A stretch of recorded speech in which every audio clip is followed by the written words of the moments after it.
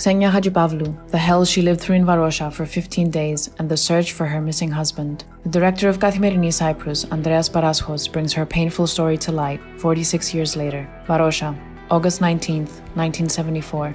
Apartments. Block 10, Apartment 2.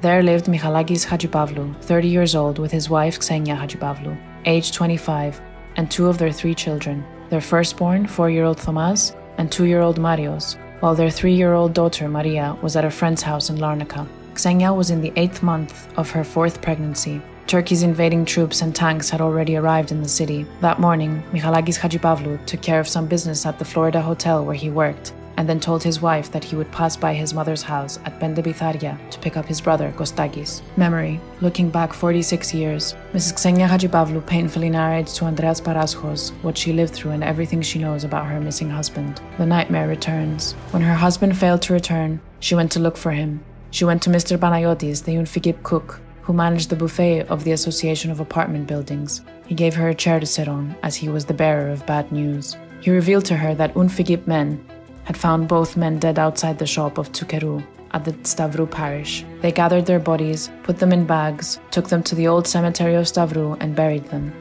I understand they buried them offhandedly, as the feet of Kostakis, who was taller than my husband, were sticking out of the grave. We asked Mrs. Xenia if she went to the grave, but her answer was negative.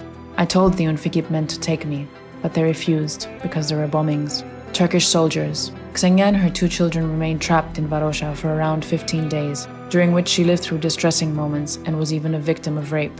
One day, 3 Turkish soldiers came to search the house. They went into the bedroom and searched the closet. They found nothing. They asked for a soft drink, but I didn't have any, so I gave them water. One of them showed different intentions and tried to rape me.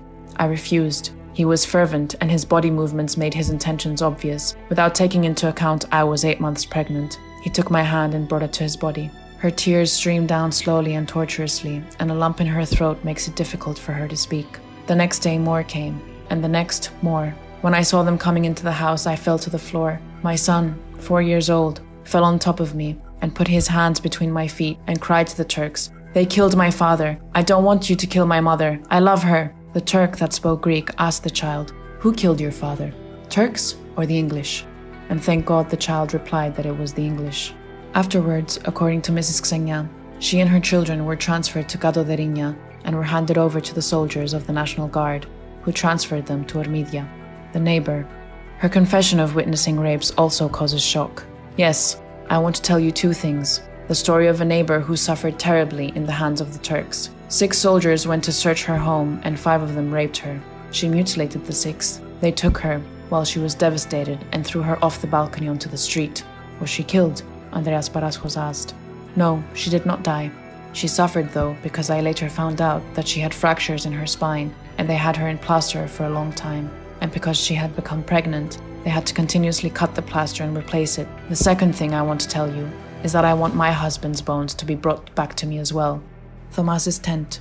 In Ormidia, where Mrs. Xenia ended up with her children, her second daughter was born, and they all lived in a tent. The first daughter was at a relative's house in Larnaca throughout the ordeal. Xenia was with her 4-year-old son, Thomas, 2-year-old Marios, and her newborn, Kostandina. We lived in the tent given to us in the place full of tents. One night, strong winds were blowing, shaking the tent, which almost collapsed. Little Thomas started crying frantically. He went out of the tent and started shouting, "Help, Dad! Don't you pity your Thomas? The tent fell on top of us. Help, Daddy!" People came out of their tents in tears to comfort little Thomas.